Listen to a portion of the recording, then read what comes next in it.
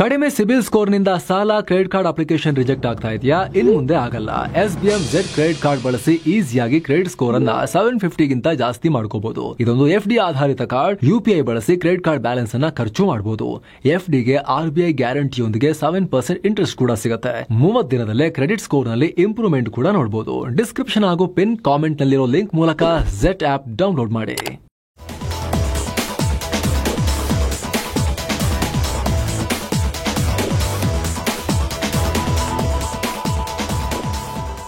Hi friends, ಇದು mastmaga.com ನ international bulletin ಸುತ್ತು ಜಗತ್ತು. ನಾನು Amar Prasad. America first, make America great again ಅಂತ ಹೇಳ್ತಾ ಅಧ್ಯಕ್ಷ ಡೊನಾಲ್ಡ್ ಟ್ರಂಪ್ ಅಮೆರಿಕವನ್ನ ಒಬ್ಬಂಟಿ ಮಾಡ್ತಿದ್ದಾರೆ. ಮೇಕ್ ಅಮೆರಿಕಾ ಲೋನ್ಲಿ ಅಗೇನ್ ಮಾಡ್ತಾ ಇದ್ದಾರೆ. ಭಾರತವನ್ನ ಟಾರ್ಗೆಟ್ ಮಾಡಿ ಮೇಲಿಂದ ಮೇಲೆ ಟ್ಯಾರಿಫ್ ಹೇರ್ತಿರೋ ಅಮೆರಿಕನ ಬಿಟ್ಟು ಇದೀಗ ಒಂದೊಂದೇ ರಾಷ್ಟ್ರಗಳು ನಿಮ್ ಸವಾಸ ಬೇಡ ಅಂತ ದೂರ ಸರಿತಾ ಇದ್ದಾವೆ, ಭಾರತಕ್ಕೆ ಸಪೋರ್ಟ್ ಮಾಡ್ತಾ ಇದ್ದಾವೆ. ದೊಡ್ಡ ದೊಡ್ಡ ಬೆಳವಣಿಗೆಗಳಾಗಿವೆ. ಗುರುವಾರವಷ್ಟೇ ಅಚ್ಚರಿ ಅನ್ನೋ ಹಾಗೆ ಚೀನಾ ಭಾರತಕ್ಕೆ ಬೆಂಬಲ ಸೂಚಿಸಿ ಟ್ರಂಪ್ ಟ್ಯಾರಿಫ್ ಕ್ರಮವನ್ನು ತೀಕ್ಷ್ಣವಾಗಿ ಖಂಡಿಸಿತ್ತು. ಇದೇ ಟೈಮ್ನಲ್ಲಿ ರಷ್ಯಾ ಅಧ್ಯಕ್ಷ ವ್ಲಾಡಿಮಿರ್ ಪುಟಿನ್ ಕೂಡ ಭಾರತಕ್ಕೆ ಭೇಟಿ ಕೊಡೋಕೆ ನಾನು ರೆಡಿಯಾಗಿದ್ದೀನಿ ಅಂತ ಹೇಳಿದ್ರು. ಭಾರತಕ್ಕೆ ಅವರ ಭೇಟಿ ಕೂಡ ಫೈನಲ್ ಆಗಿದೆ, ಈಗ ಬರ್ತಾರೆ ಅಂತ. ಇದರ ನಡುವೆ ಭಾರತದ ಫ್ರೆಂಡ್ ಇಸ್ರೇಲ್ ಪ್ರಧಾನಿ ಬೆಂಜಮಿನ್ ನೆತನ್ಯಾಹು ಕೂಡ ಟ್ಯಾರಿಫ್ ವಿಚಾರವಾಗಿ ಓಪನ್ ಆಗಿ ಭಾರತಕ್ಕೆ ಸಪೋರ್ಟ್ ಮಾಡಿದ್ದಾರೆ. ಸದ್ಯ ಭಾರತ ಮತ್ತು ಅಮೆರಿಕ ನಡುವೆ ನಡೀತಾ ಇರೋ ವ್ಯಾಪಾರ ಒಪ್ಪಂದದ ಮಾತುಕತೆಯಿಂದ ಎರಡೂ ದೇಶಗಳಿಗೆ ಒಳ್ಳೆಯದಾಗುತ್ತೆ. PM ನರೇಂದ್ರ ಮೋದಿ ಮತ್ತು ಅಧ್ಯಕ್ಷ ಡೊನಾಲ್ಡ್ ಟ್ರಂಪ್ ನನಗೆ ತುಂಬಾನೇ ಹತ್ರ. ಸೊ ಟ್ರಂಪ್ ಜೊತೆ ಹೇಗೆ ಡೀಲ್ ಮಾಡಬೇಕು ಅಂತ ನಾನು PM ನರೇಂದ್ರ ಮೋದಿಗೆ ಒಂದಷ್ಟು ಅಡ್ವೈಸ್ ಕೊಡ್ತೀನಿ, ಸಲಹೆ ಕೊಡ್ತೀನಿ. ಈ ಟಿಪ್ಸ್ ಅನ್ನ ನಾನು ಪಬ್ಲಿಕ್ ಆಗಿ ಕೊಡಲ್ಲ, ಪ್ರೈವೇಟ್ ಆಗಿ ಮೋದಿಗೆ ಕೊಡ್ತೀನಿ. ಕೆಲವೊಂದಷ್ಟು ಟ್ರಿಕ್ಸ್ ಇದೆ ಟ್ರಂಪ್ರನ್ನ ಹ್ಯಾಂಡಲ್ ಮಾಡಬೇಕಂದ್ರೆ ಅಂತ ಹೇಳಿದ್ದಾರೆ ನೆತನ್ಯಾಹು. CNN ನ್ಯೂಸ್ 18 ಇಂಟರ್ವ್ಯೂನಲ್ಲಿ ನೆತನ್ಯಾಹು ಈ ರೀತಿ ಹೇಳಿದ್ದಾರೆ. ಜೊತೆಗೆ ಭಾರತ ಏಷ್ಯಾದಲ್ಲೇ ಅತ್ಯಂತ ಪ್ರಮುಖ ಮತ್ತು ಪ್ರಭಾವಶಾಲಿ ರಾಷ್ಟ್ರ ಅಂತ ಹೊಗಳಿದ್ದಾರೆ. ಹಾಗೆ ಭಾರತ ಮತ್ತು ಅಮೆರಿಕ ನಡುವಿನ ಸಂಬಂಧದ ಬಗ್ಗೆ ಮಾತನಾಡಿ ಎರಡೂ ರಾಷ್ಟ್ರಗಳು ಬಲಿಷ್ಠವಾದ ಸಂಬಂಧ ಮತ್ತು ಸಮಾನ ಮನಸ್ಥಿತಿಯನ್ನು ಹೊಂದಿದ್ದಾರೆ. ಬಹಳ ಸ್ಟ್ರಾಂಗ್ ಆಗಿರೋ ಅಡಿಪಾಯದ ಮೇಲೆ ಈ ಸಂಬಂಧ ಬೆಳೆದಿದೆ. ಈಗ ಟ್ಯಾರಿಫ್ ಸಮಸ್ಯೆಗೆ ಎರಡೂ ದೇಶಕ್ಕೂ ಸರಿ ಹೊಂದ ಹಾಗೆ ಒಂದು ಪರಿಹಾರವನ್ನ ಕಂಡುಕೋಬೇಕು. ಇಬ್ರು ಇಸ್ರೇಲ್ಗೆ ಕ್ಲೋಸ್ ಫ್ರೆಂಡ್ ಆಗಿರೋ ಕಾರಣ ಈ ಸಮಸ್ಯೆ ಬಗೆಹರಿದ್ರೆ ನಮಗೂ ಒಳ್ಳೆಯದೇ. ಇಸ್ರೇಲ್ಗೆ ಈ ಸಮಸ್ಯೆ ಬಗೆಹರಿಬೇಕು ಅನ್ನೋ ಮನಸ್ಸು ಭಾರತ, ಅಮೆರಿಕ ಮತ್ತು ಇಸ್ರೇಲ್ಗೂ ಇದೆ ಅಂತ ಹೇಳಿದ್ದಾರೆ. ಇದೇ ಇಂಟರ್ವ್ಯೂನಲ್ಲಿ ನೆತನ್ಯಾಹು ಭಾರತ ನಡೆಸಿದ ಆಪರೇಷನ್ ಸಿಂಧೂರ್ ಬಗ್ಗೆ ಕೂಡ ಮಾತನಾಡಿದ್ದಾರೆ. ಇಸ್ರೇಲ್ ಈ ಹಿಂದೆ ಭಾರತಕ್ಕೆ ಕೊಟ್ಟಿದ್ದ ಸೇನಾ ಉಪಕರಣಗಳು ಆಪರೇಷನ್ ಸಿಂಧೂರ್ ವೇಳೆ ಭಾರತಕ್ಕೆ ಚೆನ್ನಾಗಿ ಕೆಲಸ ಮಾಡಿದ್ವು. ಈ ಮೂಲಕ ನಮ್ಮ ಶಸ್ತ್ರಾಸ್ತ್ರಗಳು ಯುದ್ಧದಲ್ಲೂ ಎಫೆಕ್ಟಿವ್ ಆಗಿ ಕೆಲಸ ಮಾಡಬಲ್ಲದು ಅನ್ನೋದನ್ನ ತೋರಿಸ್ಕೊಟ್ಟಿವೆ ಅಂತ ಹೇಳಿದ್ದಾರೆ. ಏನು ಅಮೆರಿಕ ಮತ್ತು ಭಾರತ ನಡುವೆ ಉದ್ವಿಗ್ನತೆ ಹೆಚ್ಚಾಗ್ತಿರೋ ನಡುವೆನೆ ಇಸ್ರೇಲ್ನ ಭಾರತ ರಾಯಭಾರಿ JP ಸಿಂಗ್ ಬೆಂಜಮಿನ್ ನೆತನ್ಯಾಹುರನ್ನ ಮೀಟ್ ಮಾಡಿದ್ದಾರೆ. ಈ ವೇಳೆ ಎರಡು ರಾಷ್ಟ್ರಗಳ ನಡುವಿನ ದ್ವಿಪಕ್ಷೀಯ ಸಹಯೋಗವನ್ನ ಮತ್ತಷ್ಟು ವಿಸ್ತರಿಸುವ ಬಗ್ಗೆ ಚರ್ಚೆ ಮಾಡಿದ್ದಾರೆ. ಮುಖ್ಯವಾಗಿ ಭದ್ರತೆ ಮತ್ತು ಆರ್ಥಿಕ ಕ್ಷೇತ್ರಗಳಲ್ಲಿ ಸಹಯೋಗಕ್ಕೆ ಮಾತುಕತೆ ನಡೆಸಲಾಗಿದೆ ಅಂತ ಇಸ್ರೇಲ್ ಪ್ರಧಾನಿ ಕಚೇರಿ ಮಾಹಿತಿ ಕೊಟ್ಟಿದೆ. ಈ ಮೀಟಿಂಗ್ ನಡೆದ ಬೆನ್ನಲ್ಲೇ ಬೆಂಜಮಿನ್ ನೆತನ್ಯಾಹು ಆದಷ್ಟು ಬೇಗ ಭಾರತಕ್ಕೆ ಭೇಟಿ ಕೊಡೋಕೆ ನಾನು ಬಯಸ್ತಾ ಇದ್ದೀನಿ ಅನ್ನೋ ಹೇಳಿಕೆ ಕೊಟ್ಟಿದ್ದಾರೆ. ಈ JP ಸಿಂಗ್ ಸಾಮಾನ್ಯ ರಾಯಭಾರಿಯಲ್ಲ, ಇವರು ಪಾಕಿಸ್ತಾನ ಸ್ಪೆಷಲಿಸ್ಟ್. ಈ ಹಿಂದೆ ಇಸ್ಲಾಮಾಬಾದ್ನಲ್ಲಿ ಡೆಪ್ಯೂಟಿ ಹೈ ಕಮಿಷನರ್ ಆಗಿ ಕೆಲಸ ಮಾಡಿದ್ರು. ಪಾಕಿಸ್ತಾನದ ಅದೆಷ್ಟೋ ಸೂಕ್ಷ್ಮ ಸಮಸ್ಯೆಗಳನ್ನ ಹ್ಯಾಂಡಲ್ ಮಾಡಿ ಯಶಸ್ಸು ಕಂಡಂತವರು. ಭಾರತ ಮತ್ತು ಪಾಕಿಸ್ತಾನ ನಡುವೆ ಮಾತುಕತೆ ನಿಂತು ಹೋಗಿದ್ರು ಕೂಡ ಪಾಕ್ ಸರ್ಕಾರ ಮತ್ತು ಭಾರತದ ನಡುವೆ ಮುಖ್ಯ ಕೊಂಡಿಯಾಗಿ ಕೆಲಸ ಮಾಡ್ತಾ ಇದ್ರು. ಇವ್ರ ಬಗ್ಗೆ ಮೂವಿನೇ ಬಂದಿದೆ. ಇವರು ಹ್ಯಾಂಡಲ್ ಮಾಡಿರೋ ಹಲವಾರು ಕೇಸ್ಗಳಲ್ಲಿ ಒಂದನ್ನ ಹೈಲೈಟ್ ಮಾಡಿ ಡಿಪ್ಲೊಮ್ಯಾಟ್ ಅಂತ ಹೇಳಿ ಜಾನ್ ಅಬ್ರಹಾಂ ಒಂದು ಮೂವಿನೇ ಬಂದಿದೆ. ಆತ ಮಿಡಲ್ ಈಸ್ಟ್ ಬಗ್ಗೆ ಕೂಡ ಆಳವಾದ ಜ್ಞಾನವನ್ನೇ ಅವರು ಹೊಂದಿದ್ದಾರೆ. ಇತ್ತೀಚೆಗಷ್ಟೇ ಜುಲೈ ತಿಂಗಳಲ್ಲಿ ಭಾರತ ಮತ್ತು ಇಸ್ರೇಲ್ ಸೇನಾ ಅಧಿಕಾರಿಗಳ ನಡುವೆ ದಿಲ್ಲಿಯಲ್ಲಿ ಹೈ ಲೆವೆಲ್ ಮೀಟಿಂಗ್ ನಡೆದಿತ್ತು. ಈ ವೇಳೆ ಎರಡೂ ರಾಷ್ಟ್ರಗಳು ಸೇನಾ ಸಂಬಂಧ ಮತ್ತಷ್ಟು ಬಲಪಡಿಸುವ ಬಗ್ಗೆ ಮಾತುಕತೆ ನಡೆಸಲಾಗಿತ್ತು. ಅದರ ಬೆನ್ನಲ್ಲೇ ಈಗ JP ಸಿಂಗ್ ನೆತನ್ಯಾಹುರನ್ನ ಮೀಟ್ ಮಾಡಿದ್ದಾರೆ. ಅದು ಕೂಡ ಅಮೆರಿಕ ಮತ್ತು ಭಾರತದ ನಡುವೆ ಟ್ಯಾರಿಫ್ ಕಸಿವಿಸಿ ಹೆಚ್ಚಾಗ್ತಿರೋ ಹೊತ್ತಲ್ಲಿ ಜಾಗತಿಕ ನಾಯಕರಿಂದ ಈ ರೀತಿ ಸಪೋರ್ಟ್ ಸಿಗ್ತಾ ಇರೋದು ಮಹತ್ವ ಪಡ್ಕೊಳ್ತಾ ಇದೆ. ಗುರುವಾರವಷ್ಟೇ ರಾಷ್ಟ್ರೀಯ ಭದ್ರತಾ ಸಲಹೆಗಾರ ಅಜಿತ್ ದೋವಲ್ ಪುಟಿನ್ ಭಾರತಕ್ಕೆ ಆದಷ್ಟು ಬೇಗ ಬರ್ತೀನಿ ಅಂತ ಹೇಳಿದ್ರು ಅನ್ನೋದನ್ನ ಅನೌನ್ಸ್ ಮಾಡಿದ್ರು. ಈಗ JP ಸಿಂಗ್ ನೆತನ್ಯಾಹು ಜೊತೆ ಮಾತುಕತೆ ನಡೆಸಿದ ನಂತರ ಅವರು ಕೂಡ ಭಾರತಕ್ಕೆ ಬರ್ತೀನಿ ಅಂತ ಹೇಳಿದ್ದಾರೆ. ಏನೋ ರಷ್ಯಾ ಭೇಟಿಯಲ್ಲಿರೋ ಭಾರತದ ಜೇಮ್ಸ್ ಬಾಂಡ್ ಖ್ಯಾತಿಯ ಅಜಿತ್ ದೋವಲ್ ನಮ್ಮ ನ್ಯಾಷನಲ್ ಸೆಕ್ಯೂರಿಟಿ ಅಡ್ವೈಸರ್ ರಷ್ಯಾ ಅಧ್ಯಕ್ಷ ಪುಟಿನ್ರನ್ನ ಮೀಟ್ ಮಾಡಿದ್ದಾರೆ. ದೋವಲ್ರ ಹ್ಯಾಂಡ್ ಶೇಕ್ ಮಾಡಿ ಪುಟಿನ್ ವೆಲ್ಕಮ್ ಕೂಡ ಮಾಡಿದ್ದಾರೆ. ಈ ವೇಳೆ ದೋವಲ್ ವಿದೇಶಿಯರ ಪ್ರೆಷರ್ ಇದ್ರೂ ಕೂಡ ರಷ್ಯಾ ಜೊತೆ ಎಲ್ಲ ರೀತಿಯಲ್ಲೂ ನಮ್ಮ ಸಹಯೋಗ ಮುಂದುವರಿಸೋಕೆ ಭಾರತ ಕಮಿಟ್ ಆಗಿದೆ ಅನ್ನೋ ಹೇಳಿಕೆಯನ್ನು ಕೊಟ್ಟಿದ್ದಾರೆ. ಜೊತೆಗೆ ಈ ವರ್ಷಾಂತ್ಯದ ಒಳಗೆ ಪುಟಿನ್ ಭಾರತಕ್ಕೆ ಭೇಟಿ ಕೊಡಿ ಅಂತ ದೋವಲ್ ಪ್ರಧಾನಿ ಮೋದಿ ಪರವಾಗಿ ಇನ್ವಿಟೇಷನ್ ಕೂಡ ಕೊಟ್ಟಿದ್ದಾರೆ. ಪುಟಿನ್ ಇದನ್ನ ಬಹಳ ಖುಷಿಯಿಂದ ಒಪ್ಕೊಂಡಿದ್ದಾರೆ, ಕನ್ಫರ್ಮ್ ಕೂಡ ಆಗಿದೆ. ಎರಡು ರಾಷ್ಟ್ರಗಳ ದ್ವಿಪಕ್ಷೀಯ ಸಹಯೋಗದ ಬಗ್ಗೆ ಡಿಸ್ಕಸ್ ಮಾಡಿದ್ದಾರೆ. ಈ ಮೀಟಿಂಗ್ ನಲ್ಲಿ ದೋವಲ್ ಜೊತೆ ಭಾರತೀಯ ರಾಯಭಾರಿ ವಿನಯ್ ಕುಮಾರ್ ಕೂಡ ಇದ್ರು.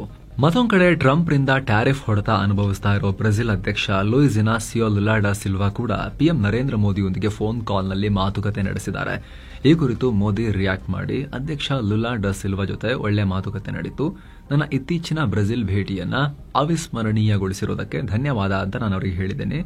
ವ್ಯಾಪಾರ, ಟೆಕ್ನಾಲಜಿ, ಇಂಧನ, ಡಿಫೆನ್ಸ್, ಕೃಷಿ, ಆರೋಗ್ಯ ಕ್ಷೇತ್ರದಲ್ಲಿ ಸಹಕಾರ ಹೆಚ್ಚಿಸಿಕೊಳ್ಳೋಕೆ ನಾವು ಕಮಿಟ್ ಆಗಿದ್ದೀವಿ. ಗ್ಲೋಬಲ್ ಸೌತ್ ರಾಷ್ಟ್ರಗಳು ಪಾರ್ಟ್ನರ್ಶಿಪ್ ಕಡೆಗೆ ಗಮನ ಹರಿಸಿದ್ರೆ ಇಡೀ ಜಗತ್ತಿಗೆ ಒಳ್ಳೆಯದಾಗುತ್ತೆ ಅಂತ ಪಿಎಂ ಮೋದಿ ಹೇಳಿದ್ದಾರೆ.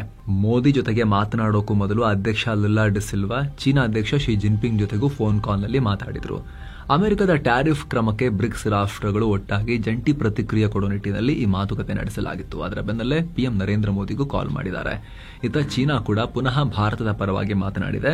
ಅಮೆರಿಕ ವಿರುದ್ಧ ಕೆಂಡಕಾರಿದೆ. ಭಾರತದಲ್ಲಿರೋ ಚೀನಾ ರಾಯಭಾರಿ ಶೂ ಫೆಹಾಂಗ್ ಅಮೆರಿಕದ ವ್ಯಾಪಾರ ನೀತಿಗಳನ್ನ ಟೀಕಿಸಿದ್ದಾರೆ. ಬುಲ್ಲಿ ಅಂದ್ರೆ ತಂಟೆಕೋರ್ರವರು 1 ಇಂಚು ಕೂಡ ಜಾಗ ಕೊಟ್ಟರು ಸಾಕು, 1 ಇಡೀ ಕಿಲೋಮೀಟರ್ ನುಂಗು ಬಿಡ್ತಾರೆ ಅಂತ ಅಮೆರಿಕಾಗೆ ಚಾಟಿ ಬೀಸಿದ್ದಾರೆ. ಟ್ರಂಪ್ ಭಾರತದ ಮೇಲೆ ಹೆಚ್ಚುವರಿ 25% ಟ್ಯಾರಿಫ್ ಹೇರಿದ ಬೆನ್ನಲ್ಲೇ ಇಷ್ಟೆಲ್ಲ ಬೆಳವಣಿಗೆಗಳಾಗಿವೆ. ಆದರೂ ಕೂಡ ಟ್ರಂಪ್ ತಮ್ಮ ಉದ್ದಟತನವನ್ನ ಬಿಡ್ತಾ ಇಲ್ಲ.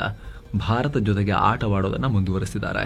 ಭಾರತ ತನ್ನ ಸಮಸ್ಯೆ ಬಗೆಹರಿಸುವವರೆಗೂ ಕೂಡ, ಅಂದರೆ ರಷ್ಯಾದಿಂದ ತೈಲ ಖರೀದಿ ಮಾಡುವವರೆಗೂ ಕೂಡ ಭಾರತ ಜೊತೆ ವ್ಯಾಪಾರ ಮಾತುಕತೆ ನಡೆಯಲ್ಲ ಅಂತ ಹೇಳಿದ್ದಾರೆ.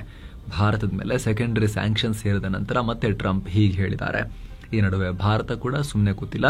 $3.6 ಬಿಲಿಯನ್ ವೆಚ್ಚದಲ್ಲಿ ಅಮೆರಿಕದಿಂದ ಬೋಯಿಂಗ್ ಏರ್ಕ್ರಾಫ್ಟ್ ಖರೀದಿ ಮಾಡೋ ಪ್ಲಾನ್ಗೆ ಭಾರತ ತಾತ್ಕಾಲಿಕವಾಗಿ ವಿರಾಮ ಹೇರಿದೆ. ಟ್ರಂಪ್ 50% ಟ್ಯಾರಿಫ್ ಹೇರಿದ ಬೆನ್ನಲ್ಲೇ ಈ ನಿರ್ಧಾರ ಮಾಡಲಾಗಿದೆ ಅಂತ ವರದಿಯಾಗ್ತಾ ಇದೆ. ಇನ್ನು ಭಾರತದ ಮೇಲೆ ಟ್ಯಾರಿಫ್ ಬರೆ ಹಾಕ್ತಿರೋ ಅಮೆರಿಕ ಇನ್ನೊಂದು ಕಡೆ ಭಾರತವನ್ನ ಸ್ಟ್ರಾಟಜಿಕ್ ಪಾರ್ಟ್ನರ್ ಅಂತ ಮತ್ತೊಮ್ಮೆ ಕರೆದಿದೆ. ಟ್ಯಾರಿಫ್ನಿಂದ ಭಾರತ ಮತ್ತು ಅಮೆರಿಕ ಸಂಬಂಧ ಹಾಳಾಗ್ತಿದೆ. ಭಾರತ ಚೀನಾಗೆ ಹತ್ತಿರವಾಗಬಹುದು ಅನ್ನೋ ಕಳವಳ ಟ್ರಂಪ್ ಗಿಲ್ವಾ ಅಂತ ಕೇಳಿದಾಗ ಅಮೆರಿಕದ ಸ್ಟೇಟ್ ಡಿಪಾರ್ಟ್ಮೆಂಟ್ನ ಉಪ ಪ್ರಧಾನ ವಕ್ತಾರ ಪಿಗಾಟ್ ಈ ರೀತಿ ಹೇಳಿದ್ದಾರೆ. ಭಾರತ ಮತ್ತು ಅಮೆರಿಕ ನಡುವಿನ ಟ್ರೇಡ್ ಇಂಬ್ಯಾಲೆನ್ಸ್ ಮತ್ತು ಭಾರತ ರಷ್ಯಾದಿಂದ ತೈಲ ತರಿಸಿಕೊಳ್ಳುತ್ತಿರುವ ವಿಚಾರದಲ್ಲಿ ಅಧ್ಯಕ್ಷ ಟ್ರಂಪ್ ಬಹಳ ಕ್ಲಿಯರ್ ಆಗಿದ್ದಾರೆ. ಅದಕ್ಕೆ ತಕ್ಕಂತೆ ನಾವು ಕ್ರಮ ತಗೊಂಡಿರುವುದು ನೀವು ನೋಡಿದ್ದೀರಾ. ಭಾರತ ನಮ್ಮ ಸ್ಟ್ರಾಟಜಿಕ್ ಪಾರ್ಟ್ನರ್, ಅವರೊಂದಿಗೆ ನಾವು ಎಲ್ಲ ಸಮಸ್ಯೆಗಳ ಬಗ್ಗೆ ನೇರ ಮಾತುಕತೆ ನಡೆಸ್ತೀವಿ ಅನ್ನೋ ಹೇಳಿಕೆ ಕೊಟ್ಟಿದ್ದಾರೆ. ಇನ್ನು ಆಪರೇಷನ್ ಅಖಾಲ್ ಹೆಸರಲ್ಲಿ ಜಮ್ಮು ಕಾಶ್ಮೀರದಲ್ಲಿ ನಡೀತಾ ಇರೋ ಉಗ್ರ ನಿಗ್ರಹ ಕಾರ್ಯಾಚರಣೆ ಭರ್ತಿ 7ನೇ ದಿನಕ್ಕೆ ಕಾಲಿಟ್ಟಿದೆ. ಜಮ್ಮು ಕಾಶ್ಮೀರದ ಕುಲ್ಗಾಮ್ ಜಿಲ್ಲೆಯಲ್ಲಿ ಸೇನೆ, ಜಮ್ಮು ಕಾಶ್ಮೀರ ಪೊಲೀಸ್ ಮತ್ತು ಕೇಂದ್ರ ಮೀಸಲು ಪಡೆ ಸೈನಿಕರು ಈ ಆಪರೇಷನ್ ನಡೆಸಿದ್ದಾರೆ. ಇದೀಗ ಗುರುವಾರ ತಡರಾತ್ರಿ ಭದ್ರತಾ ಪಡೆಗಳು ಮತ್ತು ಉಗ್ರರ ಮಧ್ಯೆ ಭಾರೀ ಗುಂಡಿನ ಚಕಮಕಿ ನಡೆದಿದೆ. ಈ ವೇಳೆ 3 ಸೈನಿಕರು ಗಾಯಗೊಂಡಿದ್ದಾರೆ. ಕಾರ್ಯಾಚರಣೆಯಲ್ಲಿ ಎಷ್ಟು ಉಗ್ರರಿಗೆ ಸೇನೆ ಟಿಕೆಟ್ ಕೊಟ್ಟಿದೆ ಅಂತ ಇನ್ನಷ್ಟೇ ಸ್ಪಷ್ಟನೆ ಸಿಗಬೇಕು. ಇನ್ನು ಇದೇ ಜಮ್ಮು ಕಾಶ್ಮೀರದ ಕಿಶ್ತ್ವಾರ್ ಜಿಲ್ಲೆಯಲ್ಲಿ ಉಗ್ರರ ಅಡಗುದಾಣವನ್ನ ಸೇನೆ ಧ್ವಂಸ ಮಾಡಿದೆ. ಈ ವೇಳೆ ಭಾರೀ ಪ್ರಮಾಣದ ಶಸ್ತ್ರಾಸ್ತ್ರಗಳು ಮತ್ತು ಬೈನಾಕುಲರ್ಗಳನ್ನು ಸೇನೆ ವಶಕ್ಕೆ ಪಡೆದಿದೆ. ಕೆನಡಾದ ಸರೈಯಲ್ಲಿ ಖ್ಯಾತ ಕಾಮಿಡಿಯನ್ ಕಪಿಲ್ ಶರ್ಮಾ ಅವರು ಶುರು ಮಾಡಿದ್ದ ಕೆಫೆ ಮೇಲೆ ಮತ್ತೆ ಗುಂಡಿನ ದಾಳಿಯಾಗಿದೆ. ಅಲ್ಲಿಗೆ ಯಾರು ಬರಬಾರದು, ಈ ಕೆಫೆ ಉದ್ಧಾರ ಆಗಬಾರದು, ಆ ರೀತಿ ದಾಳಿ ಮಾಡಲಾಗ್ತಾ ಇದೆ. ಈ ದಾಳಿಯಲ್ಲಿ ಯಾವುದೇ ಸಾವು ನೋವಾಗಿಲ್ಲ. ಈ ದಾಳಿ ಹೊಣೆಯನ್ನ ಲಾರೆನ್ಸ್ ಬಿಷ್ಣೋಯ್ ಗ್ಯಾಂಗ್ ಹೊತ್ಕೊಂಡು ಆನ್ಲೈನ್ ನಲ್ಲಿ ಪೋಸ್ಟ್ ಹಾಕಿದೆ. ಇದೇ ರೀತಿ ಮುಂಬೈನಲ್ಲೂ ಅತಿ ಶೀಘ್ರದಲ್ಲಿ ದಾಳಿ ಮಾಡ್ತೀವಿ ಅಂತ ಬೆದರಿಕೆ ಹಾಕಿದ್ದಾರೆ. ಕಳೆದ ತಿಂಗಳಷ್ಟೇ ಇದೇ ರೀತಿ ಕಪಿಲ್ ಶರ್ಮಾ ಕೆಫೆ ಮೇಲೆ ಗುಂಡಿನ ದಾಳಿಯಾಗಿತ್ತು. ಎನ್ಐಎ ವಾಂಟೆಡ್ ಲಿಸ್ಟ್ನಲ್ಲಿರೋ ಭಾರತದ ಮೋಸ್ಟ್ ವಾಂಟೆಡ್ ಖಲಿಸ್ತಾನಿ ಉಗ್ರ ಹರ್ಜಿತ್ ಸಿಂಗ್ ಲಡ್ಡಿ ಈ ದಾಳಿ ಹೊಣೆಯನ್ನ ಹೊತ್ಕೊಂಡಿದ್ದ. ಆಗ ಖಲಿಸ್ತಾನಿಗಳು, ಈಗ ಲಾರೆನ್ಸ್ ಬಿಷ್ಣೋಯ್ ಗ್ಯಾಂಗ್. ಅಂದ ಹಾಗೆ ಮೊದಲ ದಾಳಿಯಾದ ನಂತರ ಸರ್ರೆ ಮೇಯರ್ ಬ್ರೆಂಡಾ ಲೋಕಿ ಮತ್ತು ಅಲ್ಲಿನ ಪೊಲೀಸರು ಕಪಿಲ್ ಕೆಫೆಗೆ ಭೇಟಿ ನೀಡಿ ಲಂಚ್ ಮಾಡಿದ್ರು. ರಕ್ಷಣೆ ಮತ್ತು ಒಗ್ಗಟ್ಟಿನ ಸಂದೇಶ ಸಾರೋ ಪ್ರಯತ್ನ ಅಂತ ಹೇಳಿ ಭೇಟಿ ಕೊಟ್ಟಿದ್ರು. ಅದಾದ ಬೆನ್ನಲ್ಲೇ ಈ ರೀತಿಯಾಗಿದೆ. ಏನೋ ಟಿಟಿಪಿಗಳಿರೋ ಪಾಕ್ನ ಖೈಬರ್ ಪಖ್ತೂನ್ಖ್ವಾದಲ್ಲಿ ಮತ್ತೆ ದಾಳಿಯಾಗಿದೆ. ಈ ಸಲ ಸುಧಾರಿತ ಸ್ಫೋಟಕದ ಮೂಲಕ ದಾಳಿಯಾಗಿದ್ದು 3 ಪ್ರಾಣ ಬಿಟ್ಟಿದ್ದಾರೆ. ಅಲ್ಲದೆ ಪೊಲೀಸರು ಸೇರಿದ ಹಾಗೆ 13 ಜನ ಗಂಭೀರವಾಗಿ ಗಾಯಗೊಂಡಿದ್ದಾರೆ. ಖೈಬರ್ ಪಖ್ತೂನ್ಖ್ವಾದ ಸೌತ್ ವಜೀರಿಸ್ತಾನ್ನಲ್ಲಿ ಪೊಲೀಸ್ ಗಸ್ತು ವಾಹನದ ಸಮೀಪ ಈ ರೀತಿ ಸುಧಾರಿತ ಸ್ಫೋಟಕ ಇಟ್ಟು ಉಡಾಯಿಸಲಾಗಿದೆ. ಸದ್ಯಕ್ಕೆ ಯಾವುದೇ ಸಂಘಟನೆ ದಾಳಿ ಹೊಣೆಯನ್ನು ಹೊತ್ಕೊಂಡಿಲ್ಲ. ಅಧಿಕಾರಿಗಳು ತನಿಖೆ ನಡೆಸ್ತಾ ಇದ್ದಾರೆ. ಪಾಕ್ನ ಗೆಳೆಯ ಅಜರ್ಬೈಜಾನ್ ಜೊತೆ ಸುದೀರ್ಘ ಸಂಘರ್ಷದಲ್ಲಿ ನಿರತವಾಗಿರೋ ಭಾರತದ ಡಿಫೆನ್ಸ್ ಪಾರ್ಟ್ನರ್ ಆಗಿರೋ ಅರ್ಮೇನಿಯಾ ಇದೀಗ ಭಾರತದ ಮತ್ತೊಂದು ಪ್ರಮುಖ ಅಸ್ತ್ರದ ಮೇಲೆ ಕಣ್ಣಿಟ್ಟಿದೆ ಅಂತ ರಿಪೋರ್ಟ್ ಬರ್ತಾ ಇದೆ. ಸುಕೋಯ್ ಸು-30 ಮಲ್ಟಿರೋಲ್ ಏರ್ಕ್ರಾಫ್ಟ್ನ ವೇರಿಯಂಟ್ ಸುಕೋಯ್ ಸು-30 MKI ಅಂದ್ರೆ ಇಂಡಿಯನ್ ವರ್ಷನ್ ಅವುಗಳ ಖರೀದಿಗೆ ಆಸಕ್ತಿ ತೋರಿಸ್ತಾ ಇದೆ ಅಂತ ಗೊತ್ತಾಗಿದೆ. ಇದು ಬ್ರಹ್ಮೋಸ್ ಮಿಸೈಲ್ ಅನ್ನ ಲಾಂಚ್ ಮಾಡೋ ಸಾಮರ್ಥ್ಯ ಗೊತ್ತಾಯ್ತಲ್ಲ ಈಗ ಆಪರೇಷನ್ ಸಿಂಧೂರ್ನಲ್ಲಿ. ಹೀಗಾಗಿ ಇಂಟ್ರೆಸ್ಟ್ ಬಂದ್ಬಿಟ್ಟಿದೆ ಈಗ ಆರ್ಮೇನಿಯಾಗೂ ಕೂಡ. ಇದು ರಷ್ಯಾದು ಭಾರತದಲ್ಲಿ HAL ಜೊತೆ ಕೊಲಾಬರೇಷನ್ ನಲ್ಲಿ ಇಲ್ಲೇ ಅದನ್ನ ಜಂಟಿಯಾಗಿ ಮ್ಯಾನುಫ್ಯಾಕ್ಚರ್ ಮಾಡ್ತಾ ಇದ್ದಾರೆ. ಅಂದಹಾಗೆ ಪಾಕಿಸ್ತಾನ ಅಜರ್ಬೈಜಾನ್ಗೆ ಚೀನಾ ಜೊತೆ ಸೇರಿ ತಯಾರಿಸಿರೋ 40 JF-17 ಥಂಡರ್ ಫೈಟರ್ ಜೆಟ್ ಕೊಡೋಕೆ ಮುಂದಾಗಿದೆ. ಇದಕ್ಕಾಗಿ ಅಜರ್ಬೈಜಾನ್ ಪಾಕ್ ಜೊತೆಗೆ ಸುಮಾರು $4.6 ಬಿಲಿಯನ್ ಮೊತ್ತದ ರಕ್ಷಣಾ ಒಪ್ಪಂದಕ್ಕೆ ಸೈನ್ ಹಾಕಿದೆ. ಹೀಗಾಗಿ ಈ JF-17ಗೆ ಟಕ್ಕರ್ ಕೊಡೋಕೆ ಅರ್ಮೇನಿಯಾ ಭಾರತದ Su-30 MKIಗಳ ಖರೀದಿಗೆ ಆಸಕ್ತಿ ತೋರಿಸ್ತಾ ಇದೆ ಅಂತ ವರದಿಯಾಗಿದೆ. ಇಸ್ರೇಲ್ ಗಾಜಾ ಸಂಘರ್ಷಕ್ಕೆ ಮತ್ತೆ ಹೊಸ ತಿರುವು ಸಿಗ್ತಾ ಇದೆ. ಗಾಜಾವನ್ನ ಸಂಪೂರ್ಣ ಇಸ್ರೇಲ್ ಕಂಟ್ರೋಲ್ಗೆ ತಗೊಳ್ಳೋ ಪ್ಲಾನ್ಗೆ ಇಸ್ರೇಲ್ ಸೆಕ್ಯೂರಿಟಿ ಕ್ಯಾಬಿನೆಟ್ ಅನುಮೋದನೆ ಕೊಟ್ಟಿದೆ. ಈ ಪ್ಲಾನ್ ಬಗ್ಗೆ ಇಸ್ರೇಲ್ PM ನೆತನ್ಯಾಹುರ ಆಫೀಸ್ ಕೂಡ ಕನ್ಫರ್ಮ್ ಮಾಡಿದೆ. ಈ ಪ್ಲಾನ್ ಬಗ್ಗೆ ನೆತನ್ಯಾಹು ಕೂಡ ಫಾಕ್ಸ್ ನ್ಯೂಸ್ನ ಇಂಟರ್ವ್ಯೂನಲ್ಲಿ ಮಾತನಾಡಿದ್ದಾರೆ. ಇಸ್ರೇಲ್ ಸಂಪೂರ್ಣ ಗಾಜಾ ಮೇಲೆ ನಿಯಂತ್ರಣ ಸಾಧಿಸುವ ಉದ್ದೇಶವನ್ನ ಹೊಂದಿದೆ, ಆದರೆ ಅದನ್ನ ಆಳೋಕು ಬಯಸಲ್ಲ, ನಾವು ಕಂಟ್ರೋಲ್ ತಗೊಳ್ಳೋದಷ್ಟೇ ಅನ್ನೋ ರೀತಿಯಲ್ಲಿ ಹೇಳಿದ್ದಾರೆ. ಗಾಜಾವನ್ನ ಹಮಸ್ ಆಡಳಿತದಿಂದ ಮುಕ್ತಗೊಳಿಸಿ ನಾಗರಿಕ ಆಡಳಿತದ ಕೈಗೆ ಗಾಜಾವನ್ನ ಒಪ್ಪಿಸೋಕೆ ನಮ್ಮ ಉದ್ದೇಶ ಅಂತ ನೆತನ್ಯಾಹು ಹೇಳಿದ್ದಾರೆ. ಈ ಹೇಳಿಕೆಗೆ ಹಮಸ್ ರಿಯಾಕ್ಟ್ ಮಾಡಿದೆ. ನೆತನ್ಯಾಹು ತಮ್ಮ ವೈಯಕ್ತಿಕ ಹಿತಾಸಕ್ತಿಗಳನ್ನ ಪೂರೈಸಿಕೊಳ್ಳೋಕೆ ಉಳಿದಿರೋ ಒತ್ತೆಯಾಳುಗಳ ತ್ಯಾಗಕ್ಕೆ ಅವ್ರನ್ನ ಹೋದ್ರೆ ಹೋಗ್ಲಿ ಅಂತ ಹೇಳಿ ಅವರ ಜೀವನ ಕೂಡ ಪಣಕ್ಕಿಡ್ತಾ ಇದ್ದಾರೆ. ಕದನ ವಿರಾಮ ಮಾತುಕತೆಗಳ ನಡುವೆ ಇಂಥ ಹೇಳಿಕೆಗಳು ದಂಗೆಗೆ ಕಾರಣ ಆಗುತ್ತೆ ಅಂತ ಹೇಳಿ ಎಚ್ಚರಿಕೆ ಕೊಡುವ ರೀತಿಯಲ್ಲಿ ಮಾತನಾಡಿದೆ. ಪಾಕಿಸ್ತಾನ ಬಲೂಚಿಸ್ತಾನದಲ್ಲಿ ಶಹಬಾಜ್ ಸರ್ಕಾರ ಬಲೂಚಿಗಳಿಗೆ ಹೆದರಿ ಮೊಬೈಲ್ ಇಂಟರ್ನೆಟ್ ಅನ್ನೇ ಬಂದ್ ಮಾಡಿದೆ. ಬಲೂಚಿಸ್ತಾನದ 36 ಜಿಲ್ಲೆಗಳಲ್ಲಿ ಇಂಟರ್ನೆಟ್ ಶಟ್ ಡೌನ್ ಮಾಡಲಾಗಿದೆ. ಆಗಸ್ಟ್ 14ಕ್ಕೆ ನಮಗೆ ಸ್ವಾತಂತ್ರ್ಯ ಸಿಕ್ಕಿ 78 ವರ್ಷಗಳಾಗುತ್ತೆ. ನಾವು ಸ್ವಾತಂತ್ರ್ಯ ದಿನ ಆಚರಿಸ್ತೀವಿ. ಆ ದಿನ ಪ್ರತ್ಯೇಕತಾವಾದಿಗಳು ನಮ್ಮ ಮೇಲೆ ದಾಳಿ ಮಾಡಬಹುದು, ಭದ್ರತಾ ಕಳವಳ ಇದೆ, ಹೀಗಾಗಿ ಇಂಟರ್ನೆಟ್ ಬಂದ್ ಅಂತ ಶಹಬಾಜ್ ಸರ್ಕಾರ ಕಾರಣ ಕೊಟ್ಟಿದೆ. ಕಳೆದ ಆಗಸ್ಟ್ನಲ್ಲಿ ಬಲೂಚಿಸ್ತಾನ ಹೋರಾಟಗಾರರು ಪಾಕ್ ಸೇನೆಯನ್ನ ಗುರಿಯಾಗಿಸಿ ಭಾರಿ ದಾಳಿ ಮಾಡಿದ್ರು. ಆಗಸ್ಟ್ ತಿಂಗಳಲ್ಲಷ್ಟೇ ಪಾಕ್ ಸೈನಿಕರು ಸೇರಿ ಸುಮಾರು 88 ಜನ ಪ್ರಾಣ ಕಳ್ಕೊಂಡಿದ್ರು, 100ಕ್ಕೂ ಅಧಿಕ ಜನ ಗಾಯಗೊಂಡಿದ್ದಾರೆ. ಹೀಗಾಗಿ ಈ ಸಲ ಈ ರೀತಿ ಕ್ರಮ ತಗೊಂಡಿದ್ದೀವಿ ಅಂತ ಪಾಕ್ ಸರ್ಕಾರ ಹೇಳಿದೆ. ಎಲ್ಲ ದೇಶಗಳ ಮೇಲೆ ತುಟಿ ಕಚ್ಚಿ ವೈರತ್ವ ಕಟ್ಕೊಂಡು ಒಬ್ಬಂಟಿಯಾಗಿರೋ ಟ್ರಂಪ್ ಅಮೆರಿಕದ ಚಿಪ್ ತಯಾರಕ ಕಂಪನಿ ಇಂಟೆಲ್ CEO ಮೇಲೂ ಕೂಡ ಕೆಂಡ ಕಾರಿದ್ದಾರೆ. ಇಂಟೆಲ್ CEO ಲಿಫ್ ಬುಥಾನ್ ಚೀನಾ ಜೊತೆ ಅನುಮಾನಾಸ್ಪದ ಲಿಂಕ್ಸ್ ಹೊಂದಿದ್ದಾರೆ.